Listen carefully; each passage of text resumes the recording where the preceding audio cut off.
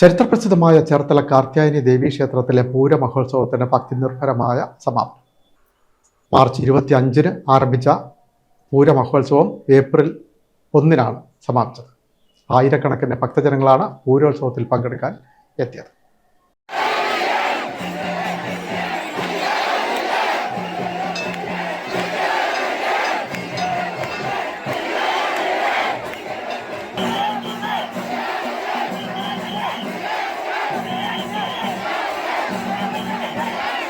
ചരിത്രപ്രസിദ്ധമായ ചേർത്തല കാർത്യായനി ദേവീക്ഷേത്രത്തിലെ പൂരം മഹോത്സവത്തിന്റെ ഭക്തിനിർഭരമായ സമാപനം. രാവിലെ 7-ന് ദർശന പ്രാധാന്യമുള്ള പള്ളി ഉണർത്ത്, 9-ന് പ്രഭാഷണം, 10:30-ന് അക്ഷര ശ്ലോക സദസ്സ്, ഉച്ചകഴിഞ്ഞ് 3-ന് വടക്കും ഭാഗത്തേക്ക് പറക്കെഴുന്നള്ളിപ്പ്, 5-ന് തിരുവാതിര, 6-നും 7-നും നൃത്തനൃത്യങ്ങൾ, തുടർന്ന് ദീപാരാധന, പറവരവ്, കൊടിയിറക്ക് എന്നിവ നടന്നു. ആറാട്ടുപുറപ്പാട് പള്ളിക്കുളത്തേക്ക്, 8:30-ന് ഭജൻസ്, തുടർന്ന് ആറാട്ടുവരവ്, എതിരേൽപ്പ്, പുലർച്ചെ 2-ന് വലിയ കാണിക്ക, വെടിക്കെട്ട്. മാർച്ച് 25 മുതൽ ഏപ്രിൽ 1 വരെയായിരുന്നു പൂരം മഹോത്സവം സംഘടിപ്പിച്ചത്. കാർത്യായനി ദേവീക്ഷേത്രത്തിലെ പൂരം വേലതുള്ളൽ ചൊവ്വാഴ്ച വൈകുന്നേരം 4-ഓടെ തെക്കേ തെരുവിൽ നിന്നാണ് ആരംഭിച്ചത്. തപ്പുതാള മേളങ്ങളുടെ അകമ്പടിയോടെ ആയിരങ്ങൾ വേലതുള്ളലിൽ പങ്കെടുത്തു. പൂരം വേലതുള്ളൽ കാണാൻ വൻ ഭക്തജന തിരക്കാണ് അനുഭവപ്പെട്ടത്.